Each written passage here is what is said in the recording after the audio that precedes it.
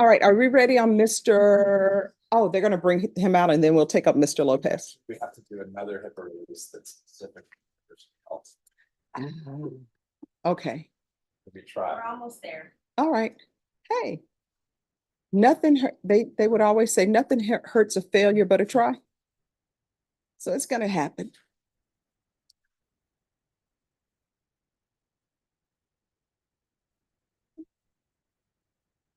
Oh, yes, it is. Thank you very much. I appreciate that.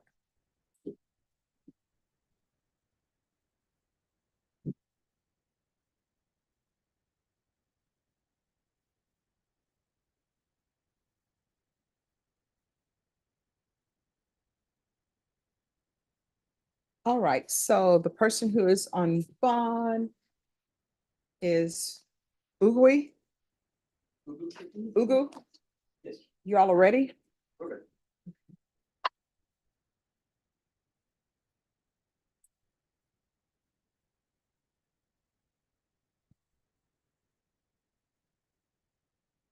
Yeah.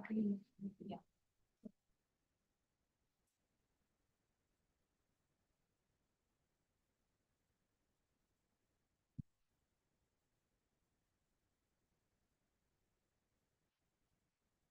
All right, court is calling 2023 CR 7389, State of Texas versus Michael Ugu.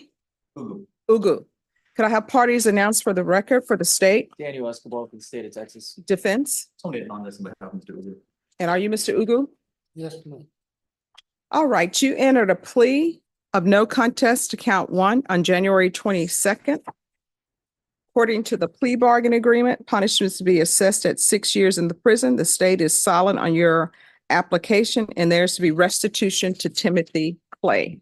Have both parties had a chance to review the PSI report, state? Yes, Judge. Defense? Yes, Your Honor. Any objections to the PSI report, state? No, Your Honor. Defense? Judge, not so much an objection, but a clarification. My understanding is that the pre-sentence investigation report indicates different amounts for, I guess, claimed restitution. I understand that, that the victim has been contacted earlier today and that issue has been clarified and that the restitution is about 4,000. Is that correct? I guess, Judge, it's the 4,299 and 43 cents. Wait, 4,000 and what? 299 and 43 cents. It's on page 4 of the DSI, Judge.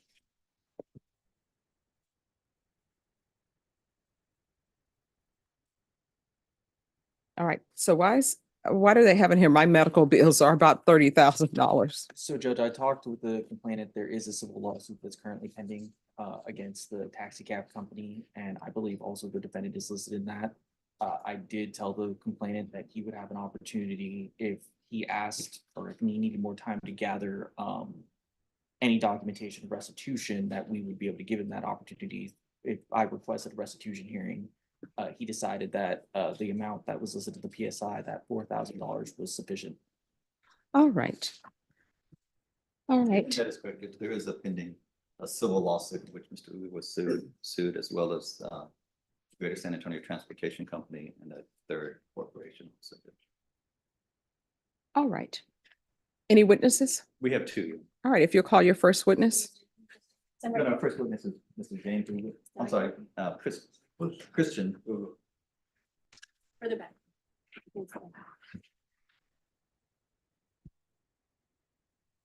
All right, can you raise your right hand? Do you solemnly swear or affirm the testimony you give will be the truth and nothing but the truth, so help you God? All right, you can lower your hand, state your name for the record. All right, defense? Christian, you are Michael Ugu's brother, is that correct? Yes, sir.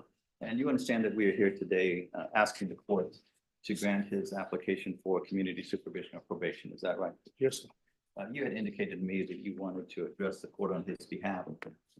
What is it that you believe the court should know about your brother prior to making a decision in this case? I have known him since I was a teenager. So, and he seemed to be a very caring brother.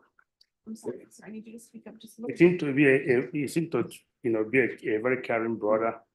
Back in Nigeria and moved over to the United States.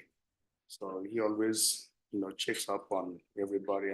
When he got into this issue, he told me about it. I said, it doesn't seem like what he would do, but unfortunately, that's what is going on today. So I'm asking the court to please have a lenience on him.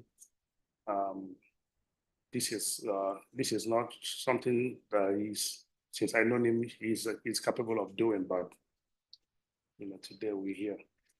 Now, if the court were to order him to do grant his application for probation and order him to do certain things, classes, community supervision, whatever it is the court might think is appropriate, do you believe that Michael's the kind of person that can do those kind of things or follow directions? Yes.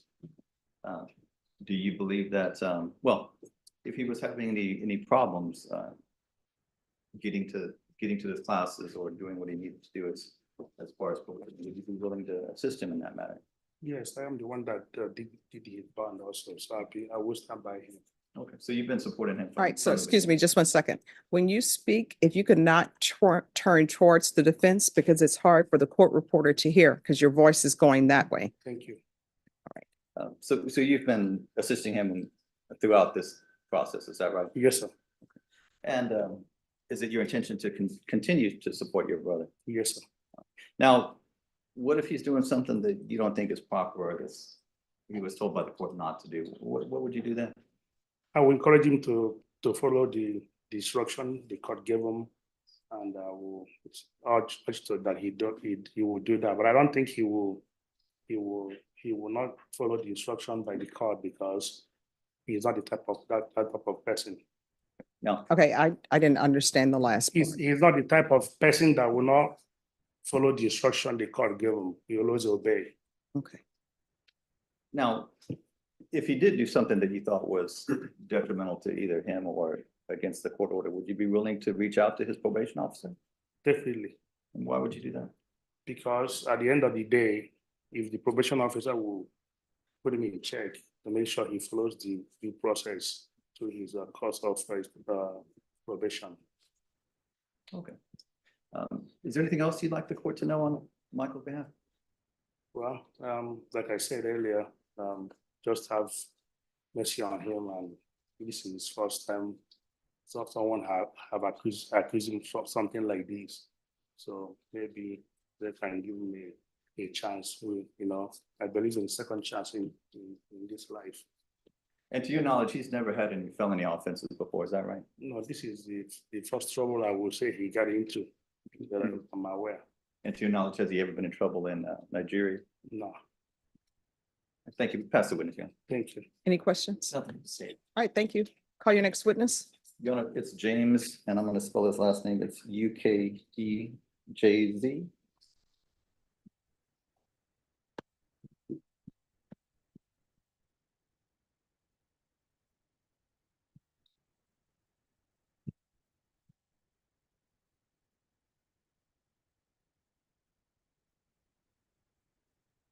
All right, could you raise your right hand? Do you solemnly swear and affirm the testimony you give will be the truth, that nothing but the truth, so help you God? All right, you can lower your hand. You're going to need to keep your voice up so the court reporter can hear. If the court reporter cannot hear, I definitely won't be able to hear it. Then your testimony will have been for naught. You understand? All right, state your name for the record. Chidabara Ukeja. All right. Would you spell that for the court reporter, please? It's spelled UKEJE, and the Chidabara spelled CHIDIEBER.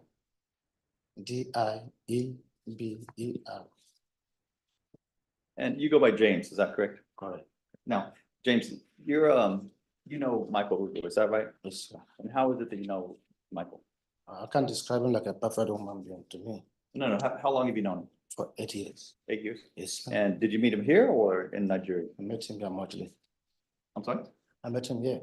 Okay. All And right, let's do this. Move him over more towards Daniel so the court reporter can hear, please.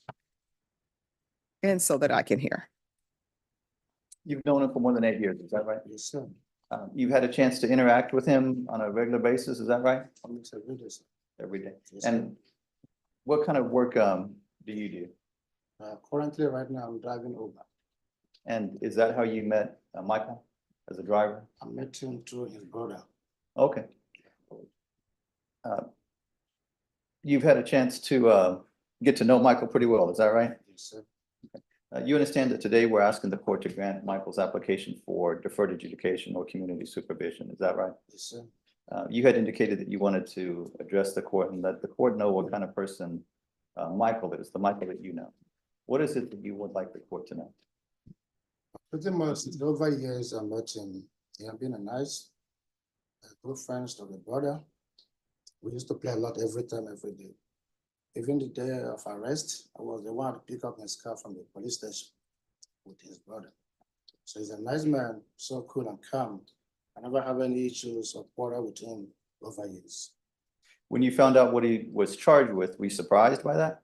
Kind of surprised, and I told him I was asking how. And is that kind of behavior unusual for Michael? No, he never did. Never had a problem before. Never had any problems Never, before? no. To your knowledge, since you've known him, has he had any problems with people before? Not till I know of. So pretty much no. And you're familiar that Michael's been driving taxis and Ubers and Lyfts for a while, is that right? Yes, sir. To your knowledge, has he had any problems with passengers in that respect? Not till I know of, only this one. Now, if Michael were to be granted community supervision and he had any issues living up to his responsibilities, would you be willing to help him? Yes, sir. If he needed transportation someplace, would you be willing to assist him? Yes, I do. Okay, if there was any other thing that the court required him to do that Michael needed assistance with, would you be willing to assist him? Yes, I do. Do you think Michael is capable of following instructions from the court and doing what he's supposed to do? Yes, sir. Are you confident that he can be successful? Yes, sir. Do you have anything else you'd like to tell the judge? Mostly, in a video, but I would like to send, if there's any way we can tap out justice of the mercy, just to give him a chance. I know he won't come back here again. Thank you. Pass the witness, Your Honor. Thank you so much. Any questions? No, Judge. All right, thank you. Call your next witness. Judge, Mr. Ugu wanted to address the court. All right, come forward. Raise your right hand. Do you solemnly swear or affirm the testimony you give will be the truth and nothing but the truth, so help you God? Yes, Your Honor. You can lower your hand, state your name for the record. My name is Michael Last name? Ugu. All right, defense? Mr. Ugu, you understand that the court is going to make a decision today on your application for deferred adjudication of community supervision, is that right? Yes, You had indicated to me that you wanted to address the court prior to that decision, is that right? yes. What is it that you want the judge to know before making a decision in this case? Well, I want to ask the judge, tell the judge that since I've been in United States, I try to do anything that I know that is right to do. I try to do my job. I work 2 jobs, I work 3 jobs, and then I never try to do harm anybody, and I don't want to do that either. And if you can give me a chance, I do never want to come to this place anymore, not in my lifetime. I don't wish to come back here in my lifetime around this building. All right, let's get to what happened. Yes, That's where I'm at. thank you, Judge.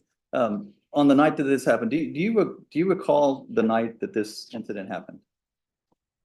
The night that this incident happened, yes, I do.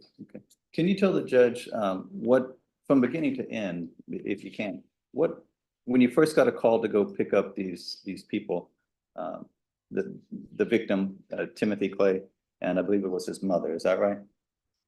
Yes. Okay. What was it like when you, just tell the court what happened when you picked them up?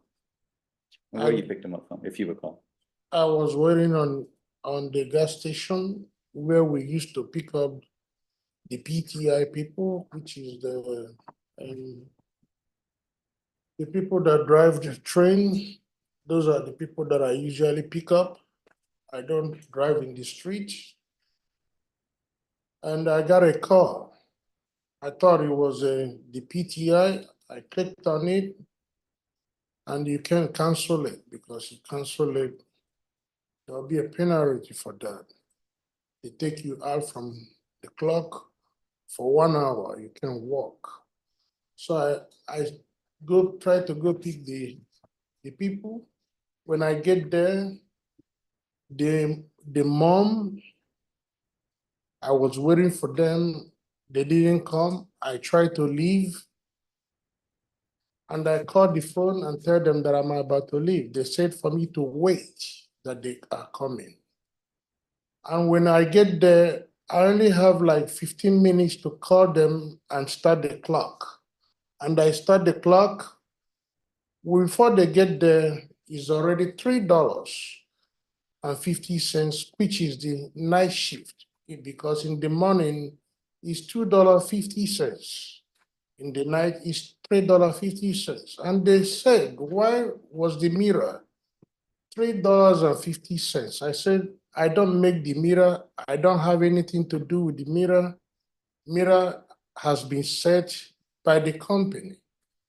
And then the mother get inside the car and calling the son and never showed up.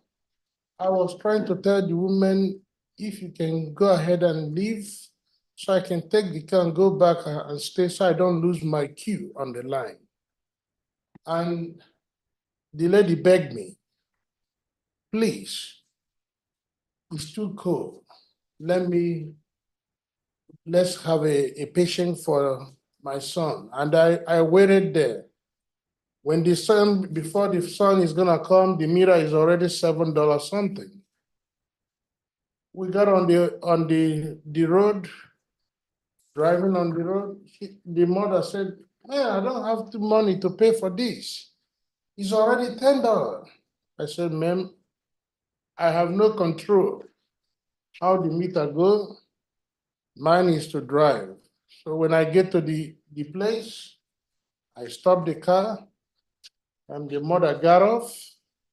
They called the son, who was sleeping on the back of the chair, on the rear back. The third row. Third row. And then keep calling the name, the boy didn't wake up. He keep calling, the boy didn't wake up. And then when they tried to pay me, they said they don't have no money. I am not saying this being kind of a racist. I look at the black people like me. I called the taxi company. I said, these people didn't pay me. They say for me, call police. I look at it, why am I gonna call police from them now? And then I leave the mother stepped out and leave and start calling the boy. The boy is still there, sleeping. I said, please, can you get down so I can leave? And then I drove my car. And when she got off from the car, she hit it on the car, he hit on my car and spit all over me, and then walk away. I drove her back, and then I left. When I leave, when I was leaving, maybe the time he's hitting on me, I don't know if I hit him or not, but I can't tell you I didn't hit him. I can't tell you I hit him because the whole thing, it was like, Oh, let's just stop right there. Have you seen the video? no, what I'm saying is, I can't tell you if I hit him or not because the thing is, I was driving back, and then it was something. When you're driving on the drive-through, one is like the pavement when you're climbing down, and if I climb down that pavement, we hit the car because the taxi was not owned by me, it was owned by the company, and anything that happens to it, you have to pay for it. So Let's slow down there and kind of get to the judge's point here. You said that you backed up and that you were concerned that backing up because I guess the difference in height between the street and the driveway would damage your vehicle. Yes, Okay, but you've seen the video in this case, right? yes. And do you recall pulling forward first and then reversing? Yeah, I moved forward. Okay, now, did you, in the video, you saw, Mr. Clay there, is that right? You see him on the side of your vehicle, right? Yes, That night, though, did you see him there that night? You remember seeing him on the side of your vehicle that night when you pulled forward? actually, if he, when he was on the front, Yes, I don't know if I can't really tell you exactly how all those things happen, okay. honestly, because this have been long time. I don't. Oh, well, let me just stop you right there. Yes, sir. Yes. Do you need to see the video? Because the video is in the steps. You want to It is. watch that with your attorney? I think we've seen it enough, Judge, and if Well, I may- mean, because he appears to be saying something that's different from what the court remembers in the video. I don't believe he is, Judge. I think he's trying to tell the court that he did pull forward and that then he backed up and that. Well, no, he he's doesn't- saying that the complainant's mother spit on him, hit No, on, not complaint mother. No. no, he spit on you Yeah. and hit you. Yes. All right, is that in the video? You know, it did. What? Oh, sorry. Sir. Judge, the video is a doorbell cam from across the street that only catches certain things. It doesn't, it's not the vehicle's video. Although it had it, the video did have the vehicle was equipped with a video, but evidently something the taxi company says they can't find it, Judge. The video isn't that the courts that's in the evidence, Judge, is just a brief few, I think it's about actually maybe 12, 15 seconds of the activity. It's not the entire video. In fact, you don't even see the mother who got out, I think a considerable amount of time before that. You don't even see her getting out. I think all you see is Mr. Clay on the side, and then you see Mr. Clay, it looks like he's crouched down or something, standing up. And then at that point, Mr. Hugo is backing up again, and Mr. Clay is walking up to the house. It's just a very few seconds. Okay. A few seconds, just so. All right, I you can believe ask more questions. I'm sorry? I said you can ask more questions. Thank you. So you're not denying that you may have hit him, is that right? You don't tell the court you don't recall. I don't recall. I not. Okay. But either way, as a driver, you understand that you have an obligation to be on the lookout for people on both sides of your vehicle, is that right? Of course. Okay, and if you did hit him, then you didn't live up to that obligation, fair to say? If I hit him, I didn't do it on purposes. I don't mean to hit him. I don't want to hit nobody. Okay, thank you, Mr. Good. That's what I wanted to clarify for the court. Now, if the court is to give you an opportunity on your probation on deferred adjudication of community supervision, are you willing to do whatever the court asks you to do? Yes, sir. Do you think that you can be successful on community supervision or probation? 100%. And as far as your criminal history, this is your only felony, is that correct? Yes. And I think the PSI indicates that there were 2 other cases you had misdemeanors that were either dismissed or rejected in some way, is that correct? Yes. And that you don't have any criminal history in Nigeria, do you? No. Your work history, the PSI indicates that you were working from 2005 to 2016 for the same company, Baptist Health System, is that right? Yes. Okay, were you steadily employed with that company? Yes, I was, but I'm not working with them. No, I understand. And since that time, I think you told the court earlier, you've been working 2 and 3 jobs at a time, is that right? Yes. Why are you working 2 or 3 jobs at a time? To support my wife to go to nursing school Okay. And your family, your kids? and my children. And the 2 of you are actually separated at this point, is that right? Yes. And I think that's indicated in the PSI also. The PSI also indicates that you don't have any drug or alcohol issues. Do you use drugs or drink at all? I don't smoke, I don't drink. And you believe that you can be successful if given an opportunity on community supervision? Yes, sir.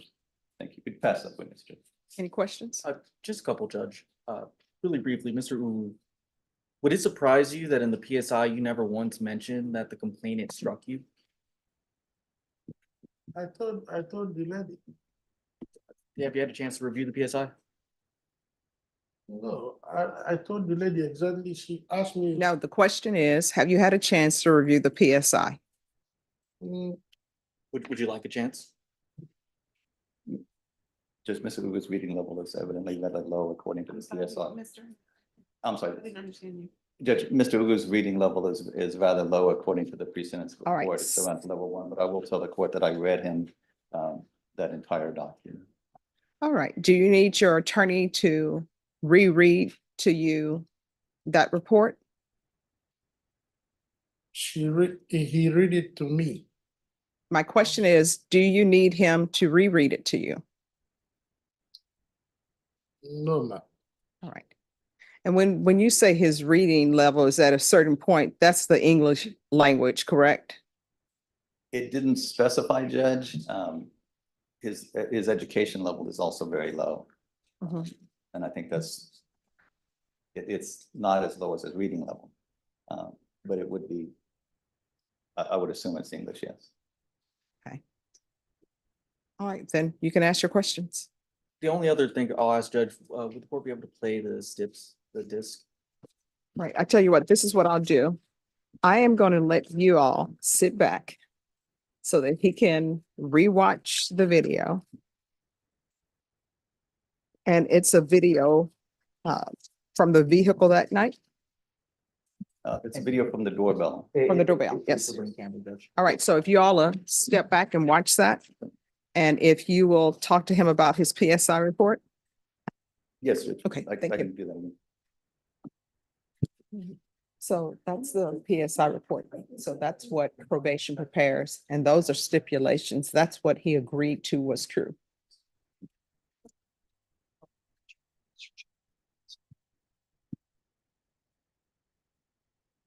All right, are you already on?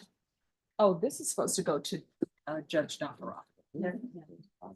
Albert Guzman?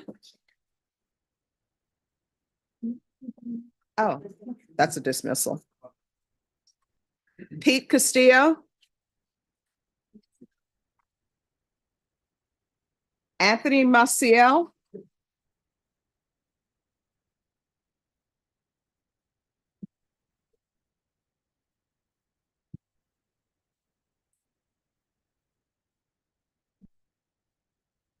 And Dinah, this is a plea. Probation, this is a plea. Court is calling 2023 CR 7209, State of Texas versus Anthony Ralph Maciel. Could I have parties announced for the record for the state? Defense. Hector Garza Junior. And are you Anthony Raphael Maciel? Yes. Counsel, have you received all the discovery? Did you review it with your client? We had. Court will find that the state is in compliance with discovery. Mr. Maciel, did you review the document entitled True Bill of Indictment with your attorney? Yes. Did you understand it? Yes. Counsel, do you waive the reading of the indictment? We do. State, are you proceeding on the indictment as presented? We are, Your Honor. Are there any applications in this case? No. All right, probation, there are no applications. Mr. Maciel, you're charged with the offense of theft under $2,500 enhanced. That's a state jail felony. Range of punishment is anywhere from 180 days up to 2 years in the state jail facility and up to a $10,000 fine. Did you understand? Yes. If you have a plea bargain agreement with the state, the court does not have to follow your plea. If for any reason the court doesn't follow your plea and gives you more than you bargained for, the fact that you entered a plea will not be used against you and you will be allowed to withdraw your plea. Did you understand? Yes. Did you understand you have a right to jury trial, a right for you or your attorney to cross-examine and confront any witnesses the state would call and the right to remain silent? Yes. Did you understand by entering this plea, you were giving up those rights? Yes. Did you intend to give up those rights and enter into a plea in this case? Yes. Counsel, has your client been able to provide you with any defenses? Yes. Do you believe he has a rational as well as a factual understanding of the charges against him? I do. Do you believe he's currently competent and was legally sane at the time of the offense? I feel that he is. Mr. Maciel, has anyone threatened you, coerced you, or placed you in fear to get you to enter the plea? No. Anyone promised you anything other than the plea? No. Are you satisfied with the way you've been represented? Yes. Are you a U.S. citizen? Yes. Court will find that defendant has knowingly and voluntarily waived his right to jury trial, showing you the plea bargain page. Did you review that with your attorney? Did you understand it? Yes.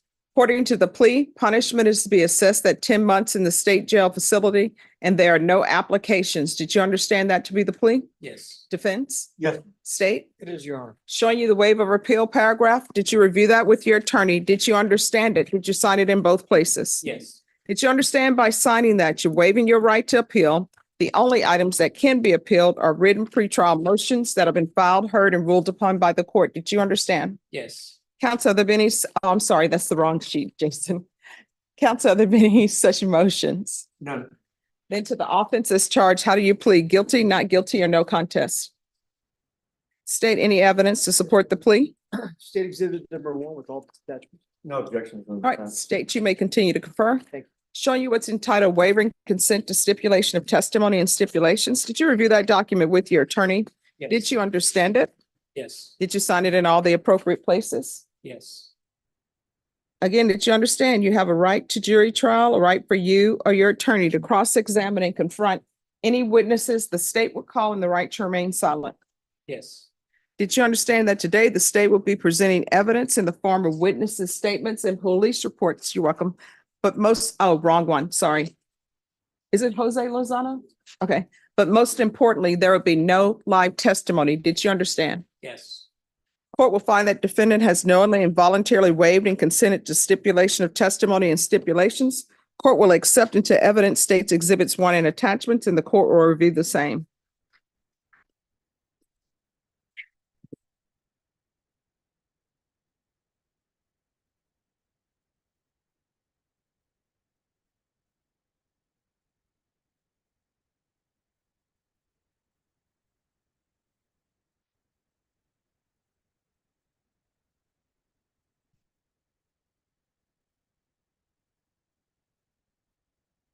All right, after reviewing states exhibits 1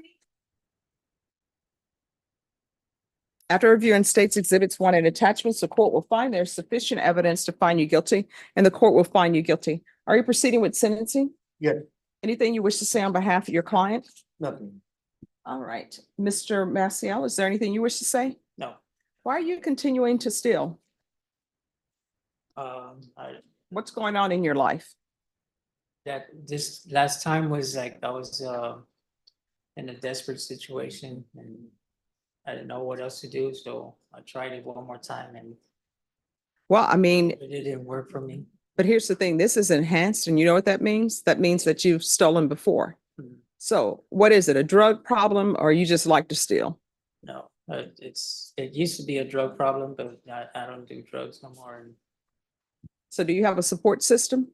yes, Who's your support system? my brother, and my sister, and my mom. Okay. All right. As previously stated, I'm gonna find you guilty. I'm gonna sentence you to 10 months in the state jail facility. I'm gonna give you credit for any time served. I'm gonna request the therapeutic community for you. The therapeutic community does not increase the time that you're in custody, but hopefully it will help you get your life in order so you don't come back here. You understand? Yes, Going to show you what's entitled Trial Court Certification of Defendant's Rights to Appeal. Did you review that with your attorney? Did you understand it? And did you sign it? yes, Because this is a plea bargain agreement, because I followed your plea bargain agreement, and because you waived your right to appeal, you do not have the court's permission to appeal. Because this is a felony conviction, you're not allowed to own or possess any weapons or ammunition. If you have a question over what a weapon or ammunition is, you'll need to speak to an attorney. You understand? yes, All right, we're going to go off the record. If you come back here again for theft case, you're going to potentially be listed as a habitual. And on some cases, that means that you're looking at up to 20 years in prison and not the state jail felony time. How old are you? 46. All right. You're 46. At some time, you're going to be on the other side of your life. If you don't want to spend your life constantly in and out of somebody's jail or in and out of somebody's prison, you're going to have to change your ways. If you have a drug or alcohol problem, they have places that can help you, but they can't help you if you don't want to be helped. You understand? Yes. All right. Good luck to you. Okay. Thank you. You're welcome. But Judge, I just wanted to make sure that this got back with the state. All right. Thank you. I think Mr. Hernandez, it's fine. Skip that side. Okay.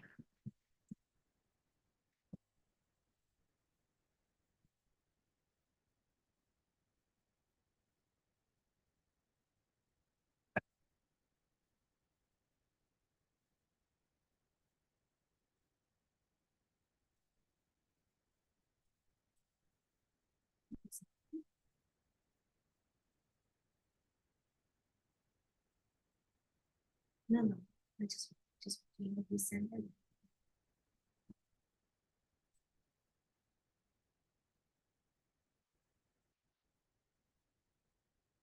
All right, and that one's been dismissed.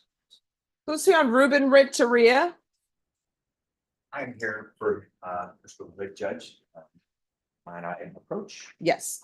And Norma, can you call the state down? That's family violence case. All right, what are we here for with Mr. Ruben Renteria? Mr. LaHood had asked that I come over and confer with the state, confer with his client. I was under the impression this was maybe a first setting or second setting judge. Mhm. Mr. LaHood had asked that I get an offer from the state after having conferred with his client. Given he has two cases over two different offense dates, I had made some suggestions that I would like Mr. LaHood's client to do before I approach the state and ask for an offer. And I think it would be in his best interest to do that. So the judge would maybe even give us some time for him to do that. So that he can present that to the state. How long is that going to take? You give him 30 days, Judge, to knock out as much as he can. I know he can accomplish at least half of what I'm asking him to do. Okay. Ms. Ferguson? He's very motivated, Judge, to do what I'm asking him. All right, Ms. Ferguson on Renteria, recall it in 30 days. Thank you so much, Judge. I Sure. appreciate your consideration. Yes. All right, it's going to come back on April 22nd. You need any signatures? Yeah.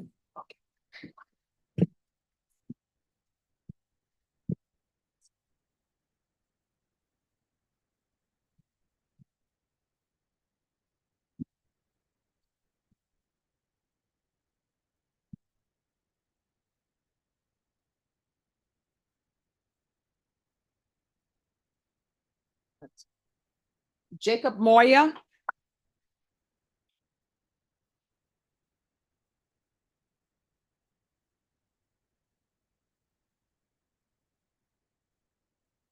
All right, where are we on this case? Your Honor, this is second setting on the Berg vehicle case. There is just, I believe a few days ago was a credit card abuse case that was indicted. We haven't really had much chance to dig into that one, but we do not currently have an agreement. All right, so you don't have the discovery yet? I believe that I believe we have the discovery. Yes, sir. All right, Norma, what date do you want to set this for? 22nd? All right, you're going to come back on April 22nd. Is that for trial? Or? I'm not in charge of that. But I don't think he'll be brought over jurist. And we will only have one jury for that day.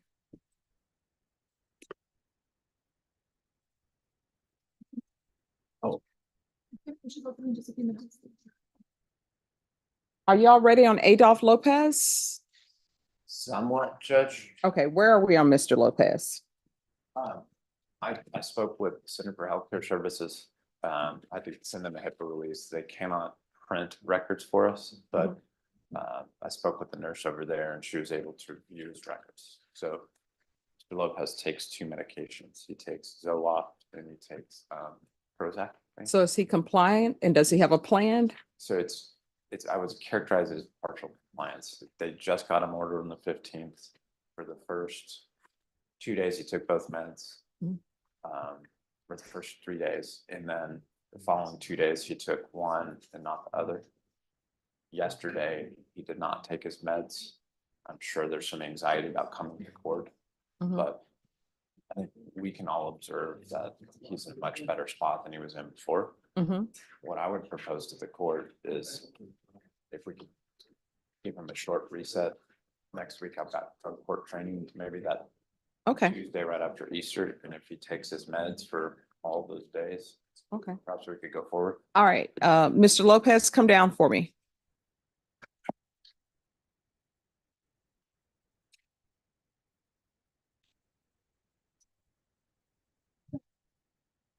All right, Mr. Lopez, I'm not a doctor, right? It's not. But here's the thing. They've decided what medications you need to be on. I always tell people if those medications cause side effects to let somebody know. But what I'm being told is at the jail, you're not 100% compliant. With the regards to the agreement that you've reached to the state, If the next setting you come back and you're 100% compliant, I'll follow the agreement that they reached. You understand? So if you're not compliant, then don't expect me to follow the agreement. You understand? Yes, ma'am. So whether the agreement that you reached is going to be followed or not is 100% on you. You understand? Yes. Is there anything you do not understand? No, Okay. All right. So Will, do you want this recall? Do you want it next week? If we could do, I'm out for drug court training, Judge, if we could do April 2nd. Okay. So we're going to come back on April 2nd. April 2nd, if you're 100% compliant, then I'm going to follow their agreement. You understand? yes, ma'am. All right. So we'll recall it. Norma, recall Mr. Lopez back for April 2nd. And Mr. Lopez, let me just tell you why I'm not following their agreement just yet. It's because I don't like to pass off problems to other people. Not that as a human being, you're a problem, but I want to make sure that when I sentence somebody or something happens, it's not going to be visited on somebody else because I didn't do my part. So I'm trying to make sure you have all the tools so that you can be healthy and I won't see you back here again. You understand? Yes, ma'am. All right. So we're going to come back on April 2nd. As they say, if God willing and the creek don't rise, I will be here. And if you've done everything that I've asked of you and that they're asking of you, I'll follow your agreement. All right? Yes, ma'am. Is that a fair deal? Yes, ma'am. Okay, we're going to bring you back on April 2nd. Okay? Thank you, Judge. All right, thank you. Oh, but for that dismissal I signed. Yes. Because that's their case. Thank you. You're welcome. Pete Castillo? Who's here on Pete Castillo? Hold on. Judge, that's the one with me, that I told you I entered the wrong date. Oh, okay. Thank you.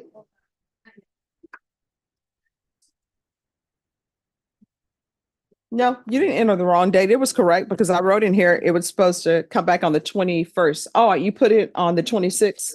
Okay. Deputy Laura P. Castillo's come back on the 26th.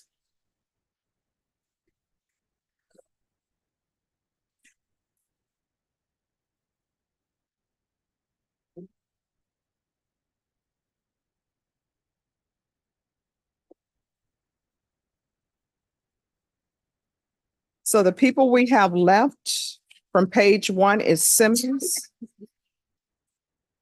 Could I see the file on Robert Montez, please?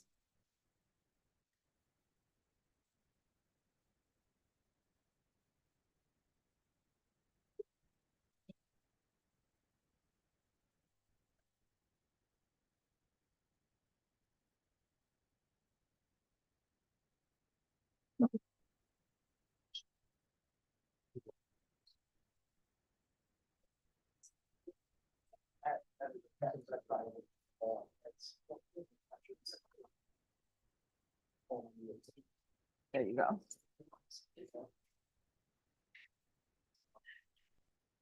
And then, let me see.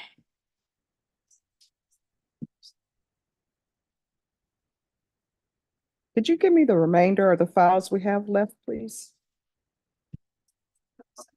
Thank you.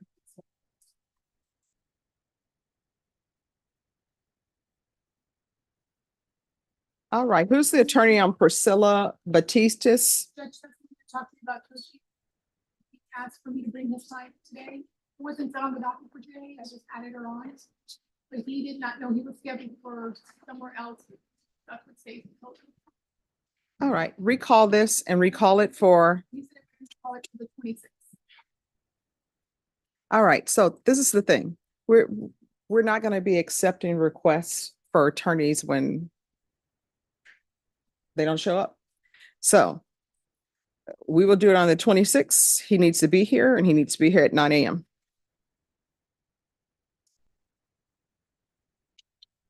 All right, who is Gilbert Perez?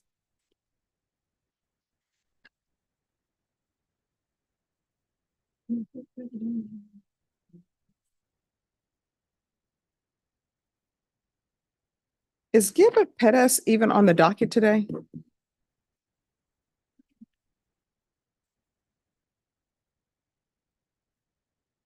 It is set for today.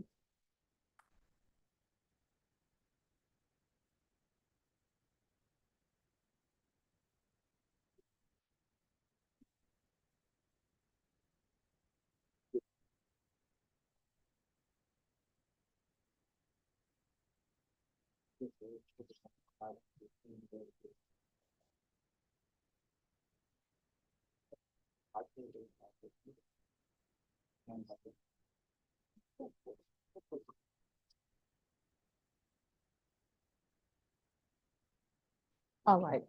Norma, if you want to call the attorney and ask them why they asked for this to be placed on the docket. All right, so all we have left is Mr. Simmons and Mr. Ugo. Ugo, I keep saying, The attorneys for Simmons, they're talking to him just in the little room. okay. And then are you all ready? Yes, ma'am. All right, and can I see those reports, please? Thank you. All right, we're gonna go back on the record. And 2023 CR 7389, Michael Ugu. Could I have parties re-announced for the state Daniel Escobar for the state of Texas. defense? Only as long as it happens to be. All right, and did you have a chance to review everything, Mr. Ugu? Yes, Your Honor. All right, state, you may continue with your questions. So, Mr. Wu, so you saw the video right during the break, is that correct? Yes, And you saw from at least the video that it was a well-lit area, is that correct?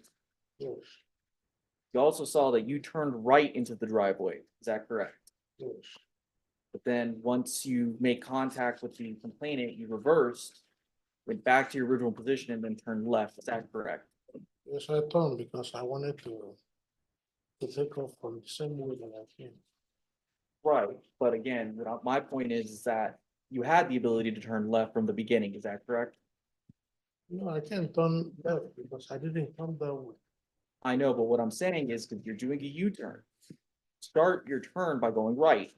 In the video, you reverse, go back to your original spot, then you turn left and do a U-turn, right?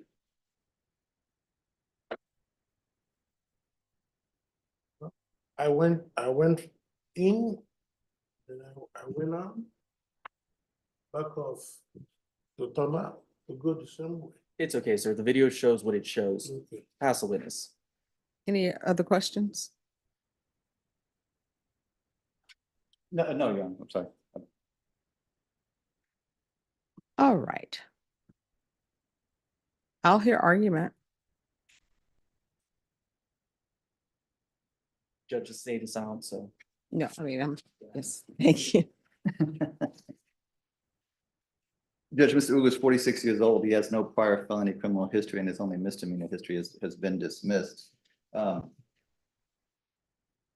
We specifically asked in this, when we pled on this particular case, we specifically asked for the inclusion of the word reckless in the indictment that Mr. Ugu pled no contest to, Judge, and we did that for a specific reason. Mr. Ugu has testified that he did not see Mr. Clay there, and that he did not intentionally hit Mr. Clay. And that is true. Mr. Ugu understands, though, that as a driver of a vehicle, he has an obligation to be on the lookout for individuals. And in this particular case, he understands that he was at least reckless in that regard. He's not trying to, he reported some things, he testified to some things that happened prior to this video. And that he indicated that he told the probation officer that was doing this report. They're not included in there, and I don't think Mr. Ugu is looking to in any way deny responsibility or shove responsibility onto Mr. Clay for those actions, because he knows that that wasn't related to the particular driving facts. It's just his recollection of what happened that night. This video that we see, and it's part of the evidence, was very challenging to obtain, Judge. And for some reason, the officers that obtained this particular video didn't get any more than what they actually obtained. I would imagine that there would have been much more to that particular video or subsequent videos, since when everybody agrees that the mother gets out of the van, you never see the mother in that video anywhere. So we know that there's just a small snippet of what happened that night. We did the best we could to get the actual videos from the vehicle, because taxis have, and this particular taxi did in fact have videos, but that evidently was lost with the taxi company. And being that there's a civil claim pending, it's not surprising, Judge. But in regards to Mr. Ugo, Judge, he has no prior criminal history. He is an American citizen. He's a naturalized citizen. It appears from everything is set out in this report that he would be a good candidate for probation. He's got a steady work history. He had the same employer from 2005 to 2016. Since that time and up until the time that he was arrested on this case, he was working 2 and 3 different jobs. He's been a CNA for years. He is certified as a CNA. He lost that job when he got indicted on this case.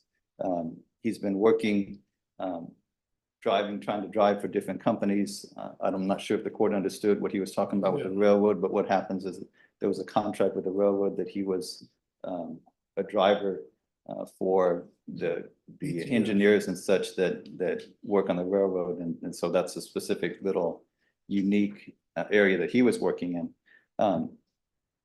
So, you know, Judge, he's accepting responsibility. He doesn't remember everything that happened and didn't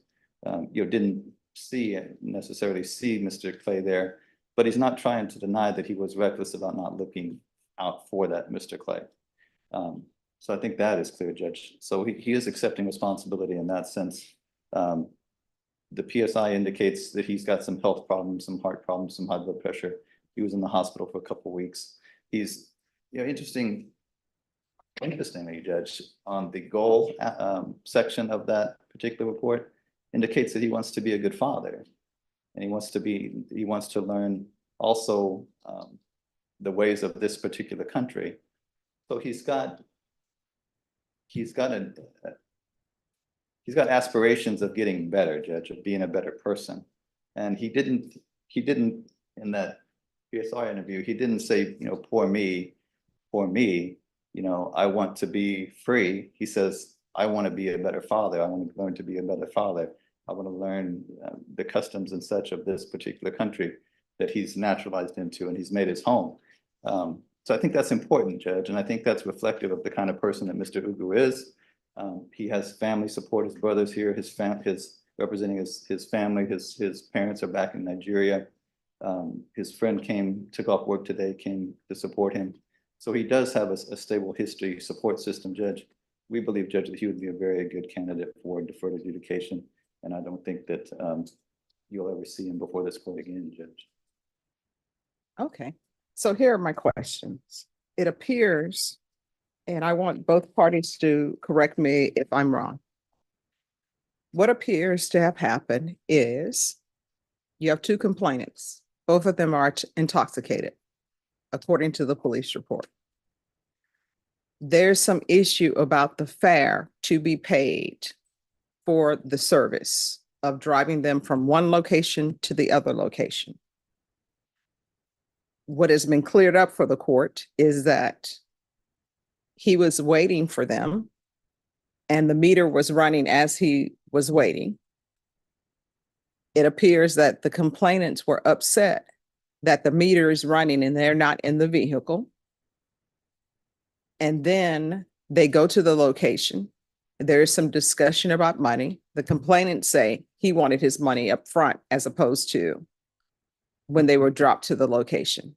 Guess there's some discrepancy in that because he's testifying no. Then the complainant's mother leaves the vehicle, goes to the house, and then the second complainant gets hit by the vehicle. The complainants then called the taxi service first, as opposed to calling the police. And then then they call the police, but they don't want the sirens or anything else of that nature. Is that the scenario?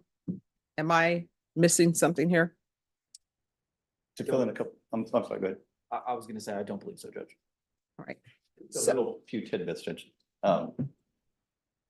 Mr. Ugo was contacted by the taxi company and told that there was a bag that was left in the back of his cab. He looked in his back of his cab, he found it, he took it to the taxi company. So I don't know if that's what they were calling about or not, but I know that Mr. Ugo from the beginning has told me that the taxi company called him. There was a bag, he found it, shoved it between the third row at the back, and he took it back to the taxi company. And he told the taxi company what had happened, and he wasn't paid at all. From my understanding was that when they arrived at the house, they had like $5 to pay for the taxi cab, and Mr. Ugo didn't accept it. Okay. Anything else, State? I know you're silent, but anything else to the facts that defense counsel has given to the court? I think, Judge, no real facts added as to the bag. I know that the complainant indicated that they attempted to get the bag back. They attempted to call the company later. I would say the only facts is I know it's a little bit confusing. My understanding is that one of the family members walked to a gas station to report it, while others were at the home reporting it. That's the only other thing that I think that. That we've never heard of. I'm not disputing that. I didn't ever see that in the discovery. Okay. All right. This is what the court is going to do. I know the complainant doesn't want you to have probation. They think you should be in prison. But my job is to make the decisions with the information that I have and to look at it objectively. And sometimes if you're the complainant and involved in a situation, you can't look at it objective. That's why you're not on the jury. What is the issue? We covered the issue with regards to restitution. Other than that $2,000, there's no other restitution? I believe it's 4,200. Okay, 4,299 or something? There's three different numbers. Oh, Judge, it's and three different- $4,299.43. And is that the only restitution? Again, the complainant indicated that he had other bills. I gave him the opportunity if he wanted me to ask for restitution hearing. He said that number was fine. That was the number that he was okay with us going with. All right. All right, the court will sentence you to 8 years deferred adjudication. There's to be restitution in the amount of $4,299.43 to Timothy Clay.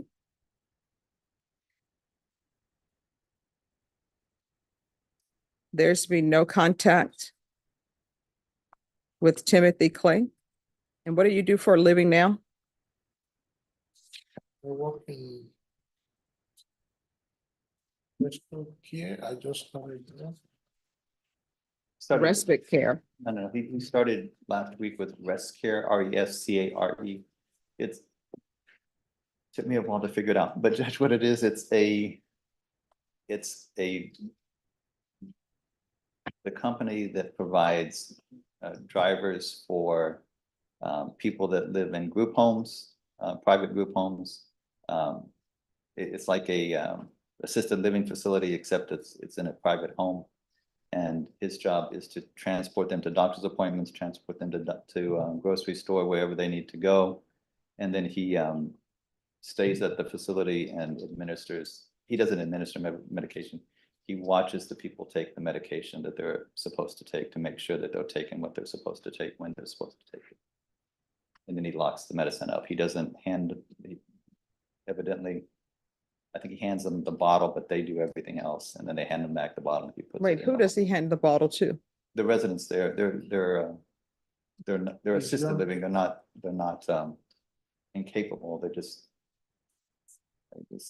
it's, they're okay, they can, Yeah. they can They're take mentally their competent. medicine, they cook their food, I will make sure they didn't take overdose. If I give them the medicine, I will read the bottle and see if the doctor tell them take one in the morning, I'll make sure they take one, they didn't take two.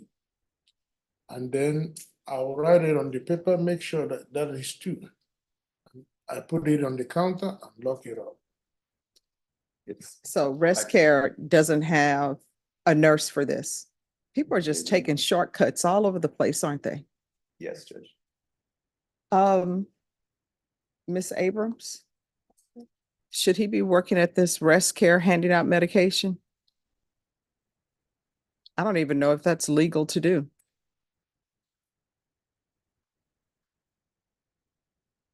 Here's the thing, I don't even know if that's legal for him to do that. We get trained over there. They train us how to give those things. and What, a make- one-day training? Yes, and they will tell us if they don't wanna take it, they say no, just get it from them, put it on the counter and lock it back. And then the medicine and themselves, they can request it, they know the time to take it. They know all their medicine, they cook. So their food. here's the thing. I don't know what's happening at rest care, but I know that shouldn't be happening. And you just told me that his reading level is not such where you had to read the It's- PSI report for him, Yes. and yet they have him passing out medication? It's worse than that, Judge. They pay him $9 an hour.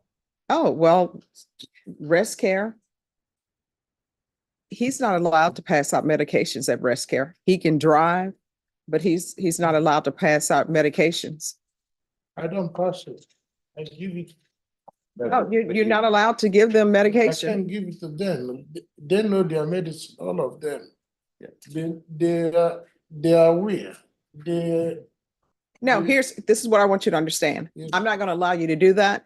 I can't believe rest care is allowing that. Rest care should have somebody there who's actually either a licensed nurse to do that.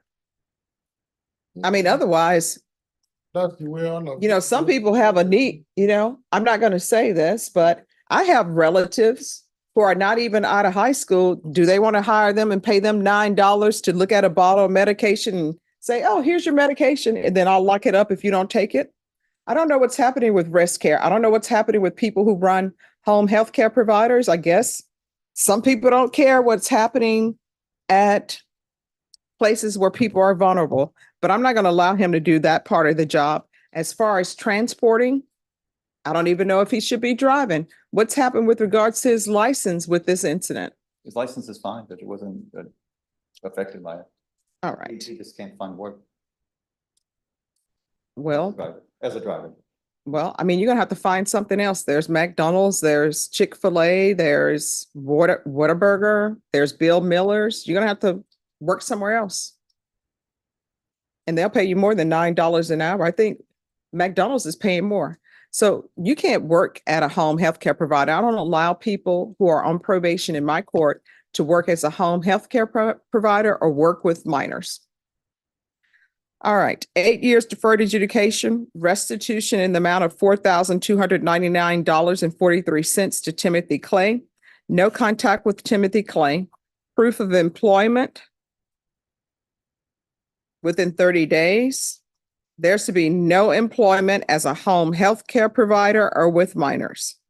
And probation, his handing out medications to people, I consider that is being a home health care provider, and he's not allowed to do it. There's to be regular reporting by Zoom or in person. There's to be regular UAs, 200 hours of community service restitution. How many children do you have? What are their ages? I have a 23. I have a 12. I have 14. And then I have a 12, 23, and 16, and then Destiny 14. All right. I'm going to ask for 200 hours community service restitution. He's going to do parenting classes. Once he completes that, the restitution hours will be deemed satisfied. He's going to take anger management and defensive driving. And there'll be a field visit one time per month for 3 months. And then at discretion. Probation, is there anything else he needs? Is there anything else you need from the court to be successful? No, All right, I'm showing you what's entitled Trial Court Certification of Defendant's Rights to Appeal. Did you review that with your attorney? Did you understand it? And did you sign it? yes, yes, All right, because this is a plea bargain agreement, because I followed your plea bargain agreement, and because you waived your right to appeal, you do not have the court's permission to appeal. Do you understand? yes, All right, we can go off the record. In this court, communication is key. If there's something that you don't understand, just let us know so that we can communicate appropriately. Do you understand? Yes. All right, good luck to you. Thank you. Just maybe excuse. Yes. All right, whenever you all are ready on Mr. Simmons, let me know. And I should let you know.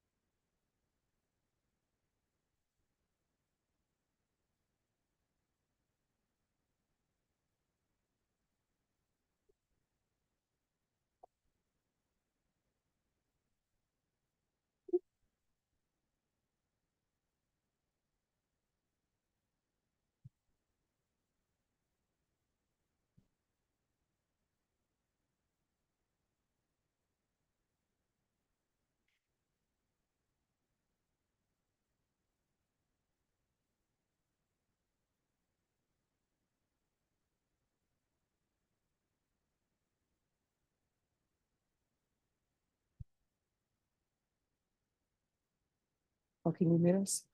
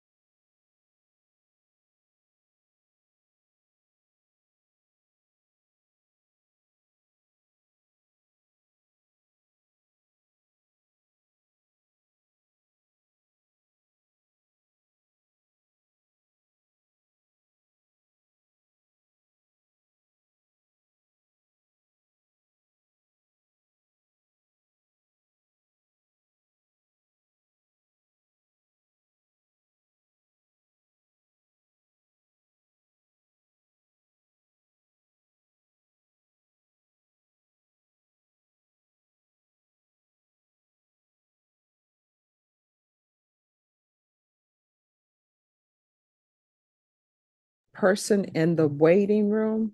Judge, that's the complainant in this case to do victim impact. Okay. All right, are both sides ready? Yes, Judge. All right, court is calling 2023 CR 7730, State of Texas versus Jamaria Simmons. Can I have parties announced for the record for the state? Defense, Charles Duncan, Lindsay Shaw, Mr. Simmons. are you Mr. Simmons? Yes, ma'am, Your Honor. All right, you entered a plea of no contest on January 22nd. The court ordered a TAP evaluation and a PSI. Have both parties had a chance to review the PSI report? State, Yes, Your Honor. defense? We have, Judge. Any objections? State, No, Your Honor. defense? No objections. There are a couple of corrections that we'd like to make. Yes, you For may. example, on page 1, it lists him as having two defendants. He only has one. Okay, just one moment. Some minor things. Okay, let me pull up the PSI report.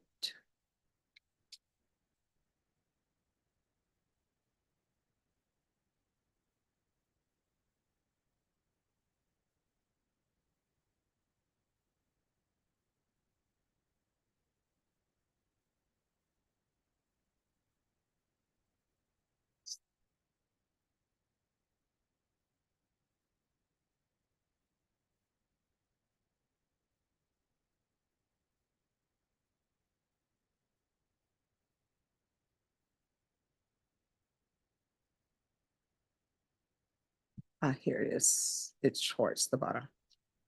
All right, so page 1. On page 1, Judge, yes, it lists him as having two dependents, and that's actually incorrect. He has one. Okay, So I just wanted, that's just a correction to make, not really an objection, but more of a correction. all right. All right, any other corrections? No, that was the one thing we wanted to point out as far as, we believe that's relevant, so we pointed that out. We wanted to point that out. All right, according to the plea bargain agreement, punishment is to be assessed at 8 years in the prison, and the state is opposing your application. And this is to run concurrent with 2020 CR 2196, but I think that motion was withdrawn. Let me see. Okay. All right, state your opposed. Do you have any witnesses? No, Your Honor. Defense, any witnesses? Yes, Judge. All right, call your first witness. All I'll call April Simmons. right, April Simmons.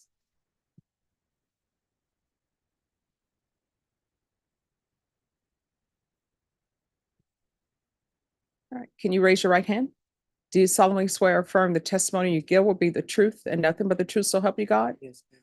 All right, you can lower your hand. Make sure you keep your voice up so that the court reporter can hear and I can hear. All right, state your name for the record. April Simmons. All right, defense. Ms. Simmons, how are you related to my client, Jamaria Simmons? I'm his mother. Ms. Simmons, you understand that today we're here before the Honorable Stephanie Boyd, and she's going to make a decision, a very important decision in your son's life. You understand that, correct? Yes, sir. Okay, and you may have heard me say that one of the things we wanted to point out to the judge was that the correction in the number of dependents that your son has. When I say dependents, I'm talking about how many children he has. And how many children does he have? One. And since this and today we're specifically talking about the offense that happened back in the parking lot the night that his car was, when his car was being tampered with. Do you remember that night? Yes. Okay, and that was the night he was shot, the second time he was shot. Yes. Okay. And one of the things that I wanted to talk to you about, and one of the things that we're asking the judge to consider when she makes this decision, and one of the things to look at is some of the things that have changed in his life since that night. And one of the big changes in his life has been the role of his son. with his son. Is that correct? Yes. Now, how old is his son? Truth is 4. 4, okay? And the change that the big change in his life is now, as I understand it, your son has 100% custody of his son. Is that correct? Yes, sir. And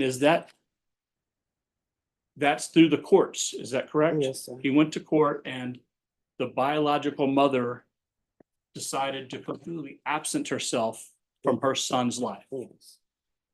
And when I say absent herself, it's to such an extent that the court granted her the ability to visit her son through a like a kid share program. And up to this day, she's never, ever even made an effort to even take the court up on an opportunity to visit her son. Is that correct? Yes. Okay. And has the opportunity for him to become a full-time father, have you seen that help foster a change in your son that you had not seen prior to? Yes. Can you tell the judge a little bit about that? Well, since he had his son, to be honest, since his son was born, he really always had his son. He's always been in the home with my son, Jamario. So it's never been a day that he haven't had his son. So Okay. he's really an excellent father. And his son really loves him. And like I say, his son been with him since he was born. And you understand that one of the things we're asking the judge today is to consider an application for what's called deferred adjudication. Yes. And we are not here today asking the judge to overlook our role, or when I say our role, I mean your son's role and what happened that night. What happened that night was terrible. Yes. You know, he did something he shouldn't have done, and we're certainly not asking the judge or making any excuses for your son's behavior. Is that correct? Yes. And you and I have been through the police report together. We've read the victim impact statement. Yes. We know the effect that this had on this poor woman. Is that correct? Yes. But since that night, have you seen some changes in your son and an opportunity to perhaps help push him in the right direction? And you know, he had been doing well, except for that, you know, Yeah. 1 minute. That night, I'm not making excuses for him. I really don't know what came over him to do that, because I didn't raise him like that. And like the only thing I can say is like a lot of this, he's been through a lot from the part of me losing my son in 2016. He wasn't a part of that. Him and my other son wasn't a part of none of that. So it's like a lot of stuff that didn't happen in my family, which is with my children, that they were never a part of. So I feel like he's going through like depression, or he like, I don't know, like just something that he's going through that he might need help with. But it's a lot that like been occurred in our life. Like I say, losing my son. Tell us a little bit about that. And I hate to ask you to, but Well, I lost my son March 6, 2016. Two of my sons was in the car. My other son survived, but it was where my son was going to give a friend a ride, and they end up getting ambushed, and my son ended up getting killed. And then with all of that, like, they wasn't a part of the funeral. They wasn't part of none of that. Then after that, we lost my baby sister to breast cancer, and he wasn't they wasn't really a part of that. And then with my mom, she was going through breast cancer, but thank God that she beat it a few months ago. But it's just a lot that I endure, and my kids is really like all I have. You know, I'm a single parent. I have 9 children. My baby boy, he's in college. Thank God for that. My last 2 baby girls, you know, they in sports. They got accepted to a lot of stuff. So, and then he's a good supporter when it comes to being at their games and stuff like that. So he's one of the big helps in my life too, also. now, and on this particular night, we know that he was shot, but he had been shot about 4 or 5 months prior to that night. Is that correct as well? Yes. Is there anything else you'd like to tell the judge, or anything you think she should know? Because I mean, she's going to make a very, very important decision, not only in his life, but in his son's life today, right now. Anything else you'd like her to know or to tell her about your son? I just would like to say, like, the person he was that night, that's not him. Like, Shamari is really a loving, happy, sweet person. Like I said, it's always been me and my kids, and we stick together. He's a great father. And we just do a lot of stuff together. And I don't want him to miss out on nothing else that treat in the future with, us being a family. If the judge was to grant him the opportunity to be on deferred adjudication, would you do whatever you could to help him Yeah, be successful? And I'm with my kids 100% every time they need. that's all I have. No more questions. The statement, questions? Mr. Escobar may have some questions for you. Ms. Simmons, first, I want to say I'm sorry for your loss. I only have a couple questions. Does Jamaria, does he own a gun? No. And who's Chadai Hall? Chadi Hall? Do you recognize that name? Chadai Hall in here, I'm showing you. Oh, that's his girl. Okay. Nothing from the state. Okay, that's all I have, Judge. All right, thank you for coming in. Thank you. All right, your next witness. Mr. Simmons. All right. Before Mr. Simmons testifies, has Mr. Simmons done a drug test today? Today, no. Would you like him to? Yes. Okay. All right. Ms. Abrams, are we able to get a drug test today from Mr. Simmons? All right, so we're gonna do a drug test today. All right. Okay.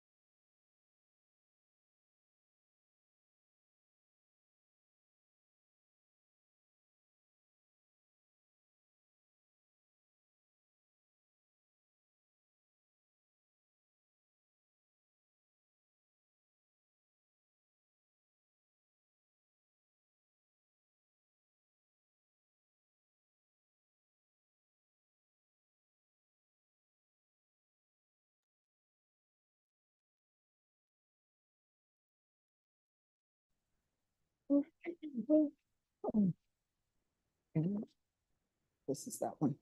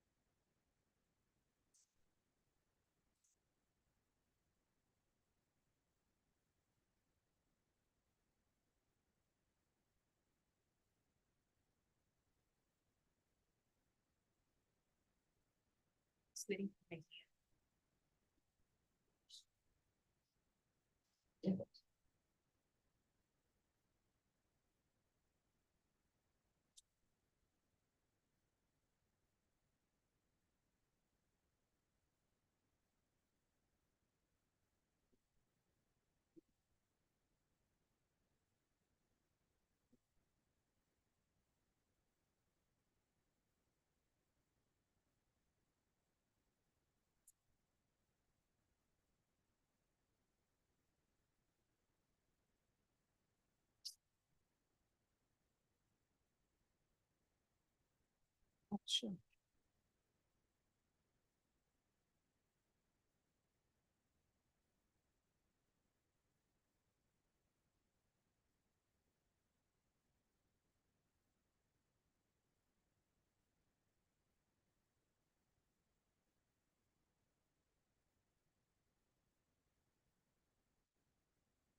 Norma, is somebody from Family Violence on the way down? In about 15 minutes, sir.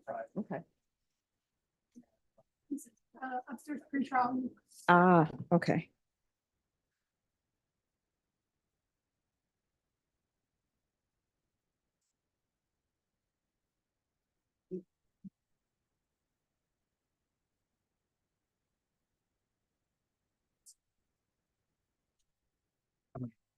But I need one sit, I need two dozen donuts. Do you need two dozen donuts? Does? For like, honestly, it sounds like, it's like a bar, like a prime.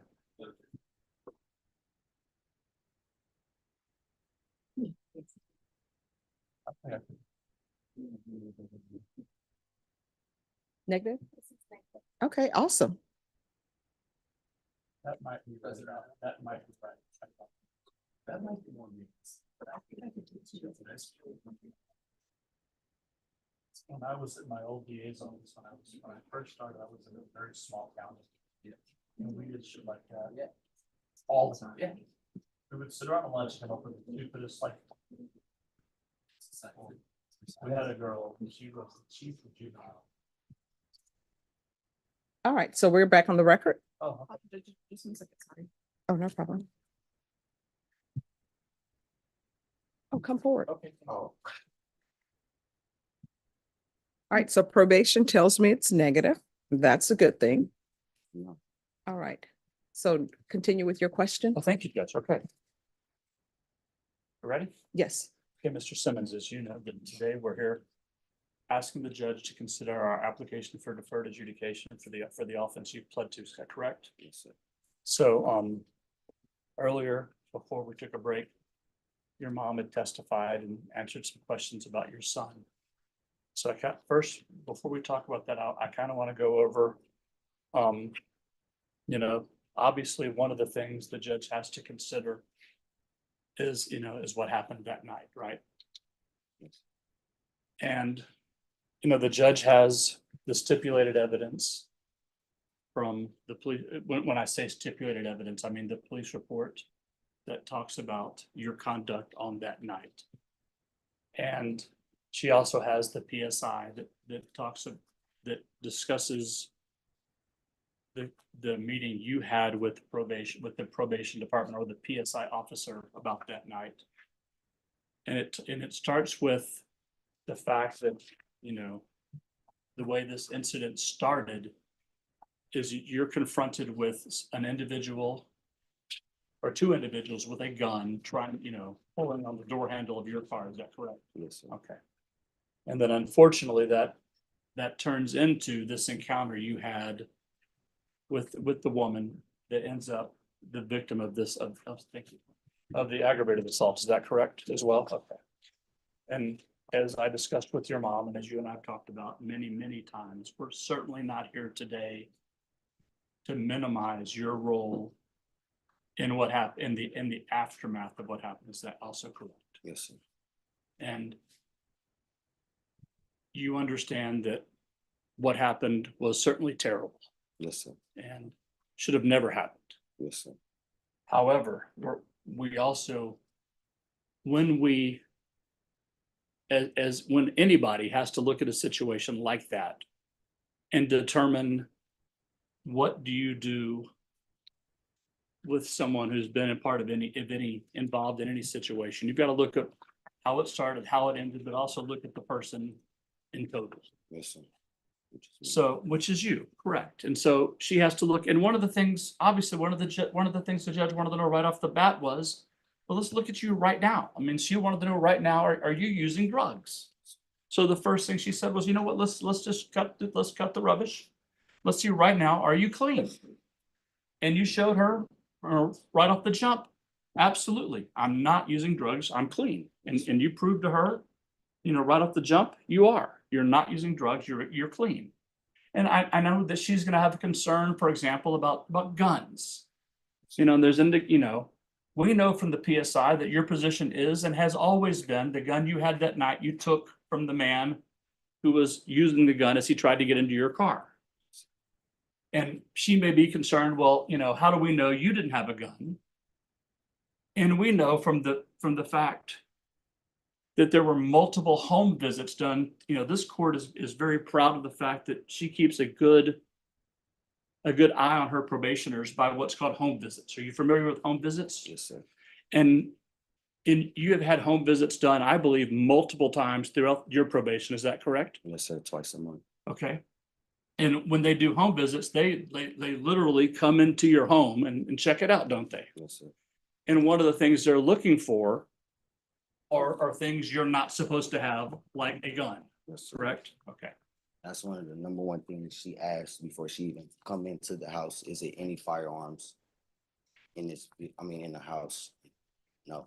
And they've never found a gun in your house. Not And you don't own a gun. ammunition, guns, residue, anything like that. Okay. Now, what they would find in your house is a child, right? Now, let's talk about that. What's your son's name?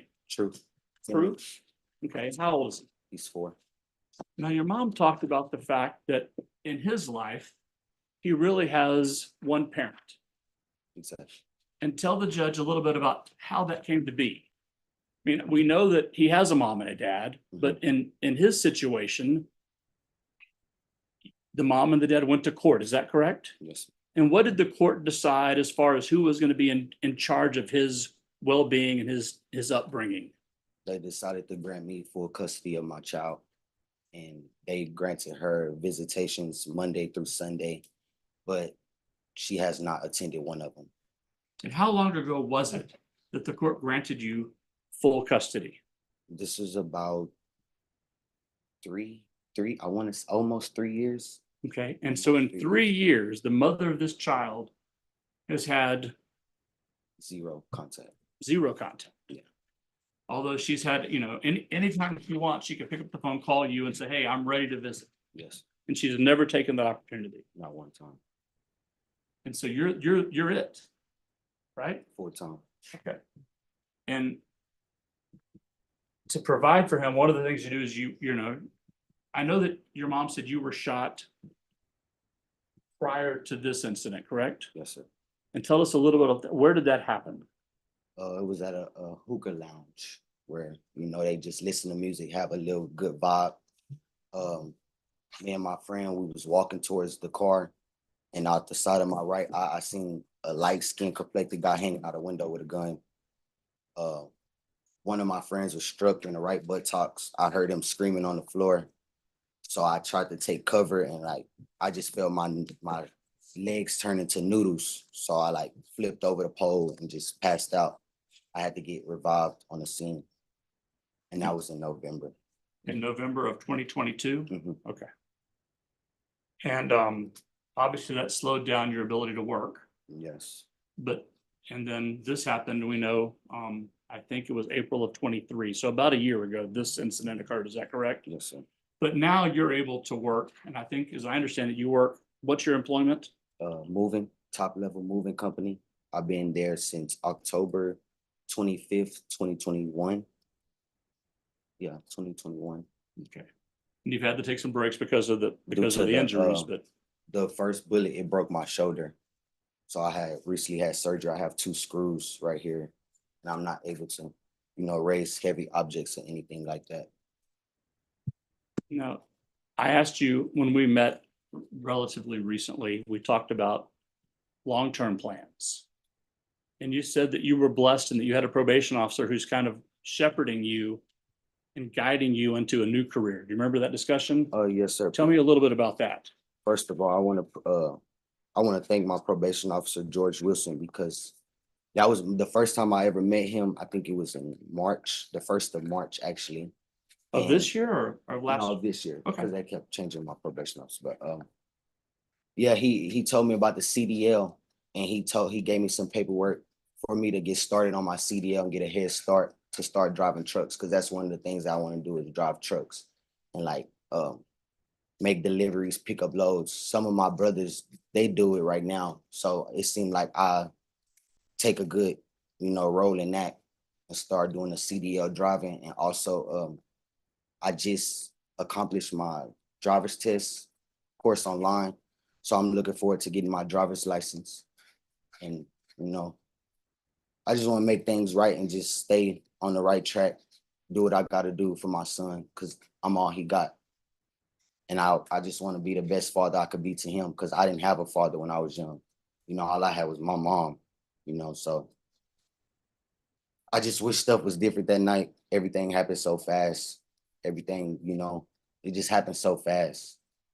And I didn't want no one to get hurt. I didn't want to get hurt. None of that was intentionally. That was not my plan to go out there and trip with anybody, approach anybody with any firearm or anything like that. I just wanted to question them about my vehicle. Why were y'all pulling on my vehicle? So that's really it. I just wish everything would have happened differently, and I wish it didn't happen so fast, but besides the job stuff, yeah, that's my main focus, is being a CDL driver. That's one of my main focuses. Now, once again, like we said earlier, we certainly, though, are not standing here denying our role in what, certainly coming down the stairs and seeing somebody with a gun tampering with your car caused you some concern. Yes, sir. But what happened after that? We're not making excuses for what turned out to be some incredibly stupid behavior, correct? Correct. Okay. And you and I together read the email she sent. Yes, sir. And it's horrifying what she's going through. Would you agree with me? Yes, sir. We read it out loud together, and your mom and I, and we all read it. And what were your thoughts when you heard those words? my thoughts, when I read her email, my thoughts was, this is not me. Like, the 30 seconds of that situation, like, that doesn't justify me. Like, that was not me at all. Like, that was not me. It just, like I said, it just happened so fast.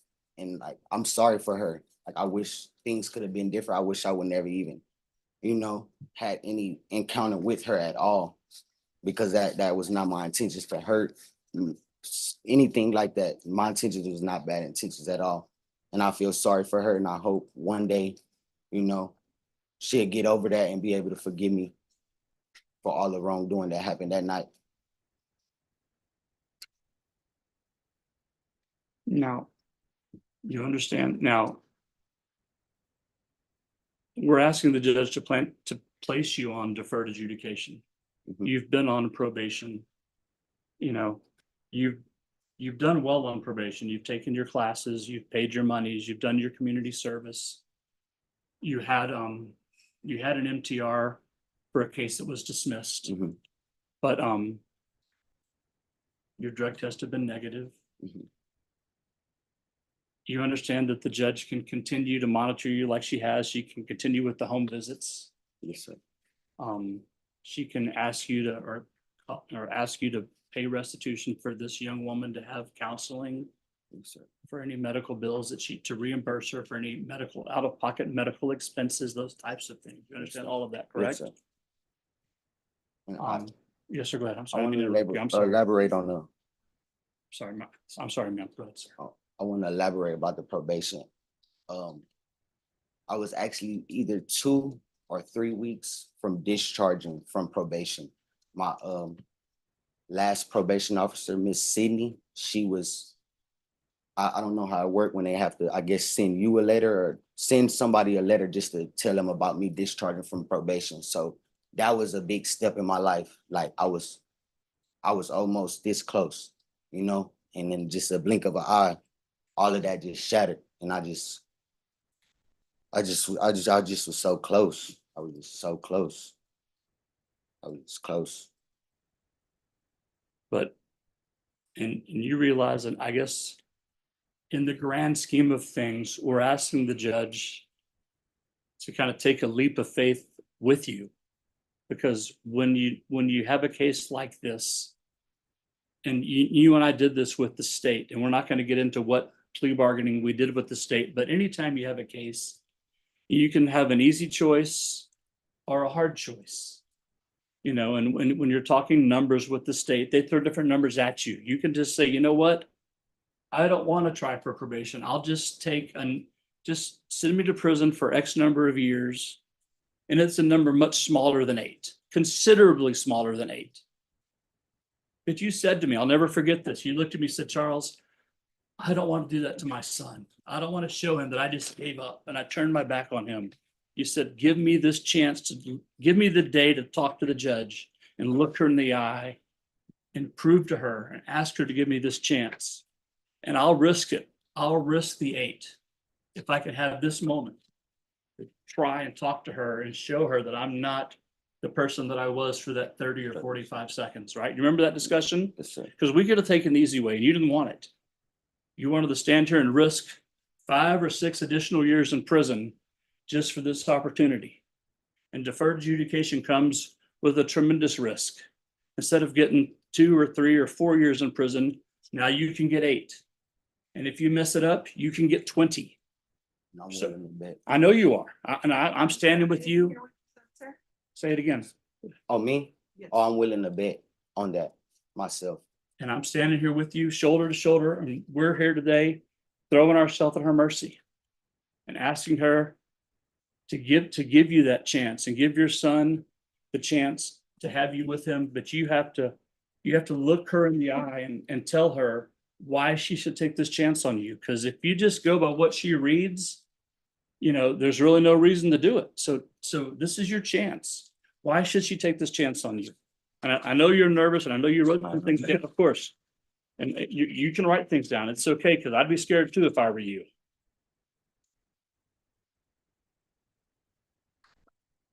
I mean, oh, we don't know. I just honestly feel like I made a change when it comes to like probation, um, what they say, thug life, like I got out of that. Ever since my brother was murdered, I got up out of that. Like, I just want to do better. Like, I just want to be the person to break the cycle with all the like, you know, court system, court fees, probation, prison time. I just want to be the one to break the cycle. That's really it. I don't know. I don't, I just want to break the cycle.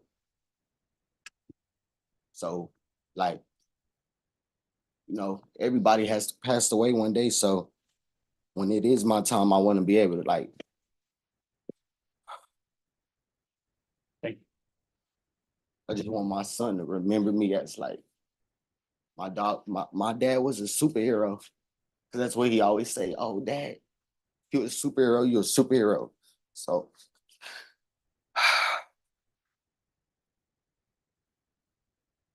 I just want him to remember me as a good father, as a superhero. All right. That's Any all that's all the questions I have, Judge. questions? Just a few, Judge. Okay. Do you own a gun, sir? No, sir. Would it surprise you that when being interviewed as a part of this case, that the person identified as your girlfriend by your mother said that you did own a gun? I wouldn't believe that. I don't. And in the stipulations that were included with the plea bargain agreement, that both the victim and her boyfriend reported that you came out of the apartment building with a gun.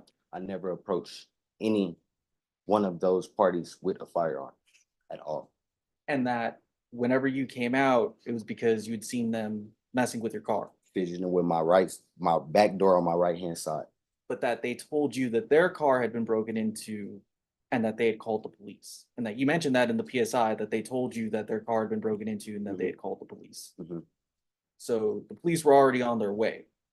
Is that correct? I kind of disagree because I mean,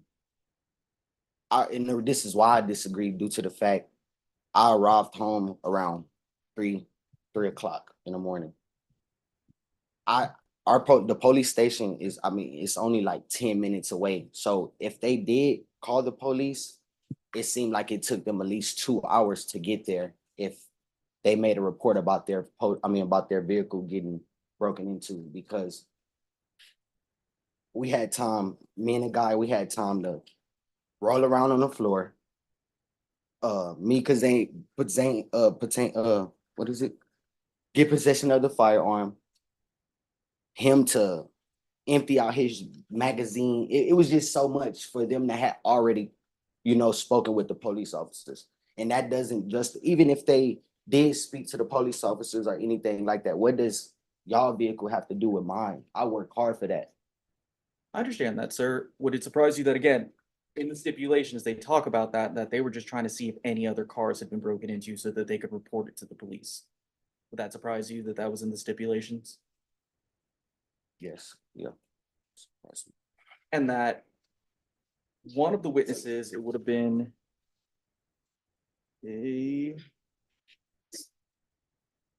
Demira Wilson. Do you know who that is? I never met them. The reason why I met her cousins is due to the fact it was her birthday night. And, So- and when we're talking about who are you talking about? Demira, that's the first time I ever encountered Demira. Okay. And then again, it was Sade, sorry about that. Sorry for butchering the name. Sade Hall, that Myra indicated that she did see you with a gun in your hand, and that Sade said that she didn't see you with a gun in her hand. So that there was already kind of some there's different stories that are happening there. Additionally, in the stipulations, the victim reports that once the boyfriend backed off, that you grabbed her by the hair and struck her multiple times in the head with your firearm. Does that surprise you that that's in the stipulations? With a firearm. With a firearm. Fair. She didn't have a weapon on her, did she? I'm pretty sure she had to. It was 2 guns. It was 2 of them, 1 of me. I never approached anybody with a firearm. So the second firearm had to come from her or him. So did you take the gun from him or her? I took the gun from him. And then he shot you later when he Wait. got away. Uh-huh. So then she didn't have a firearm as far as you could tell. As far as I could tell, no. I don't know where, no. But you did, as you were holding her by the hair, strike her Mhm. repeatedly while she was, in essence, defenseless. Would you agree? Mhm. Yes or no, sir? Yes.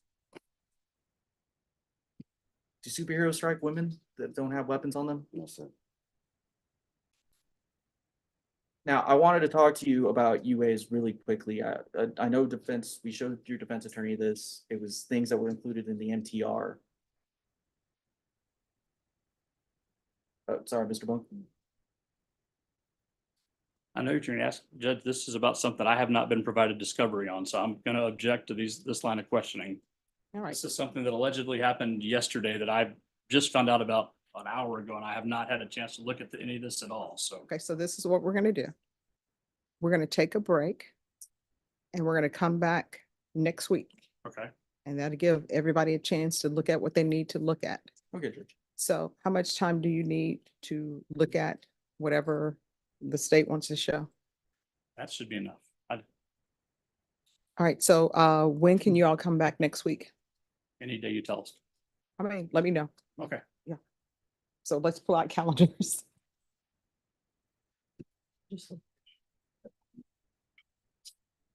Oh, you can have a seat.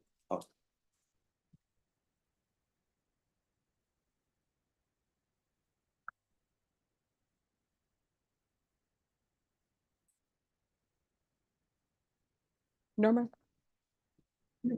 So we have Alfonso Cabanos coming in tomorrow, but there's not a docket, right? That's right. Correct? Yes. I think- Oh, no, he'll come back tomorrow. I'll be here. You said Monday, you said it's gonna be Monday, and I'm thinking it's Monday. Yeah, no, we've lost some days, I right? did. But yeah, so he can be here tomorrow. I'll be here tomorrow.